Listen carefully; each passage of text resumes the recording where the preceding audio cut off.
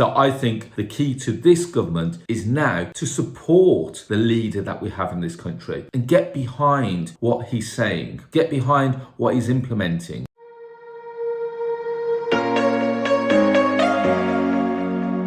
Hi guys, it's Arsh and in today's video we're going to be bringing you the news of Rishi Sunak and how he's been drafted in to become the UK Prime Minister. And I'm going to be going through the pros and cons to think what could happen over the next 12 to 24 months with his leadership. Now, as you know, this channel is sponsored by the Property Investor app, which is the UK's first property investment platform, which showcases all kinds of deals all over the UK. Whether you're looking for a below market value deal, a rent to rent deal, a lease option deal, commercial deal, land deal, we've got them all there. Go and check us out. Now, there are two ways to get involved. You can either go to the website, which is propertyinvestораpp.co.uk, or if you've got a smartphone, go to the App Store, type in Property Investor and download it from there. Now, I need a small favor from you. If you wouldn't mind hitting the like button and the subscribe and the notification bell. Every time I release a video, you get notified of it. Now, let's get straight into it. It is Monday, the 24th of October, and the news has just come in that Rishi Sunak is now the Prime Minister of the United Kingdom. Now, lots of people will have mixed reviews of what's going to happen over this period. Lots of people are turning around saying, yes, he's the best person to run this country and to lead this government. Lots of people saying he should never have got in the first place because he was not elected in by the public. He was almost drafted in as almost like a second choice as a result of the failure of Liz Truss, as a resignation of Boris Johnson, the failure of Liz Truss. He's actually been drafted in as almost like as a substitute. Now, whether you like it or not, I actually think this is a good thing because at the moment, right now, the UK is on its knees. We've had so much happen to us this year, the year of 2022, that this could be the year that changes, and this could actually be the change that we need. Now, let's look at this from a point of view. At the moment, as we speak, interest rates are increasing. Mortgage rates have increased. Utility bills have increased. The cost of living has increased. We're going through a crisis. We're going through a financial crisis. So who would be best to lead us than the person that actually knows the fiscal policy, the economic policy, who was a former Chancellor of the Exchequer for 2 years, and he is the youngest Prime Minister that we've ever had. Now, take that as either a positive or a negative. I personally see that as a positive. I think it's time for change. I think it's time for young blood to be brought into what I would consider an old boys club. Does that kind of make sense? Perhaps we need some innovation. Perhaps we need someone that has got their finger on the pulse. And if he knows what is going to help us, and let's not take anything away, because he actually, whether you like it or not, helped thousands of businesses survive through COVID, where everything was guiding towards a massive dip and a fall and recession and redundancies, everything. He came out and he actually helped businesses. He helped businesses survive. He helped employees survive. He helped the economy to keep going. Looking at little policies such as furlough scheme, such as the stamp duty cuts, such as the bounce back loans. Now, whether you like it or not, whether he was printing money,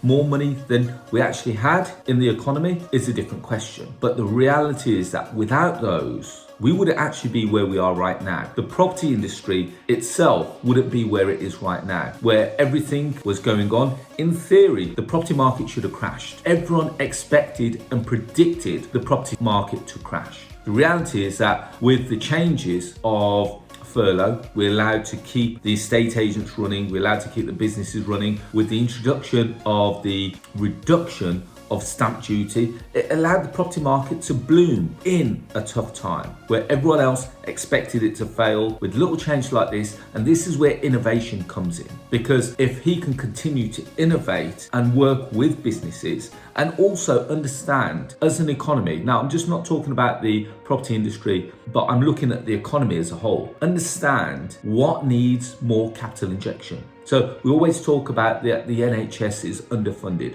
We always talk about the education system is underfunded. If he can actually get the right cabinet around him, which I'll come on to in a second, he has the ability to be one of the greatest prime ministers in the UK. Now, there's lots of other things we could talk about. We could talk about that he's the first coloured prime minister to ever have been in the UK. But believe it or not, that's not actually a new thing anymore. Because if we have a look at what's happened in other countries around the world, let's have a look at Barack Obama. Let's have a look at what he did for the US. But more importantly, I think we should take some positives on the fact that if we run the country now as a business and we treat it like a spreadsheet, we could actually come out of this far better than we ever have been. And I'm a big believer of that. And let's just take, and this may become unpopular with some of you listening, but let's have a look at what happened over the waters with Donald Trump. Now, I appreciate, and I say this in the best possible way, he's a clown. He talks a lot of nonsense. And if he actually kept this zipped and actually just used this a lot more,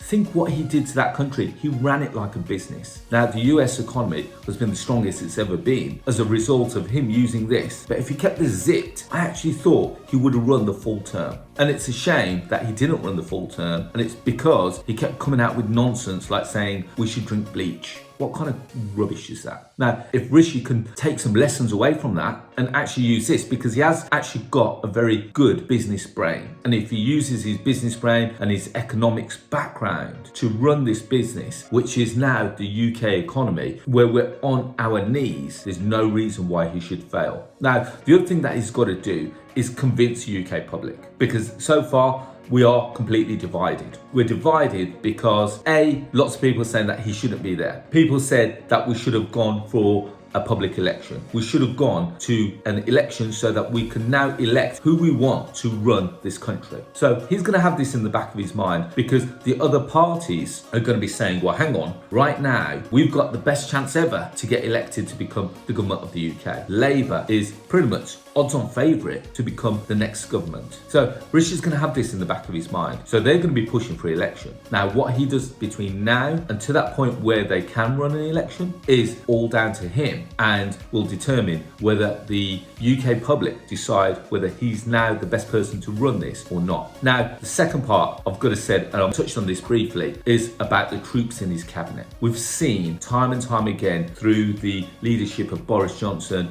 Liz Truss, that they're too easy to turn on people. They're far too easy to turn on people.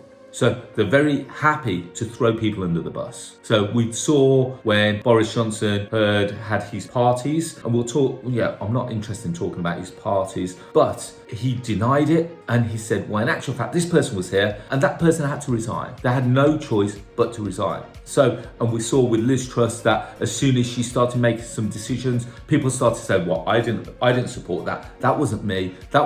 And as a result, she had no option but to resign. And that perhaps was a good thing, but also shows that the UK cabinet, government cabinet, can be a very fickle place. So I think the key to this government is now to support the leader that we have in this country and get behind what he's saying, get behind what he's implementing, and not just all say, well, we don't believe in it, we don't want that, we told him not to do this. And that's a big thing in the news. They're speaking to all these members of parliament. Oh, we did not want that to happen. We did not say this, we did not want that. Let's get behind our new Prime Minister and let's see what he can actually do. Let's see what he's got. He's ran pretty much behind the scenes, the economy, behind Boris Johnson. He was perhaps some of the brains behind some of the schemes that allowed us to get going. Now let's support him further and let's see what he can do as the main leader. I'm really excited by it. I hope you've kind of taken that away from the video, that this could be something phenomenal for the UK, but only if we support. If we're here to judge, that could be an interesting, and only time will tell. Over the next couple of months will be really interesting as to what happens. And with fresh young blood in place, who's got the energy, who understands the economy, who understands what needs to do to get us out of this slump, I think it's a phenomenal opportunity for us as a UK to show how great Britain can be. So guys, hopefully you've really enjoyed that video. I'm quite passionate about this. I've been watching it, I've been following it.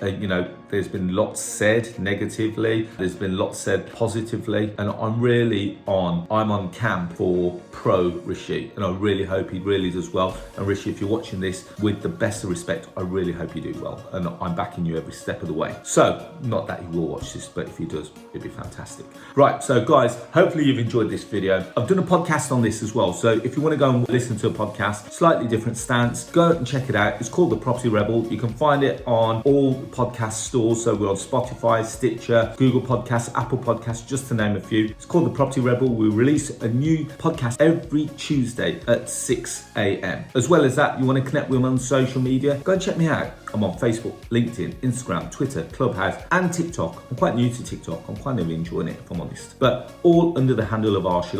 And as I said at the start of this session, this channel is sponsored by the Property Investor app, which is the UK's first property investment platform, which showcases all kinds of deals all over the UK. Whether you're looking for that below market value deal, that rent to rent deal, that lease option deal, that service accommodation deal, we've got them all there. Now, there are two ways to get involved. You can either go to the website, which is propertyinvestораpp.co.uk, or if you've got a smartphone, go to the App Store, type in Property Investor and download it from there. On that note, guys, I really hope you've enjoyed this session. I really hope that you're now going to start to back this new government and look forward to the positive change that it brings. And I look forward to speaking to you all very soon. Thank you and bye-bye.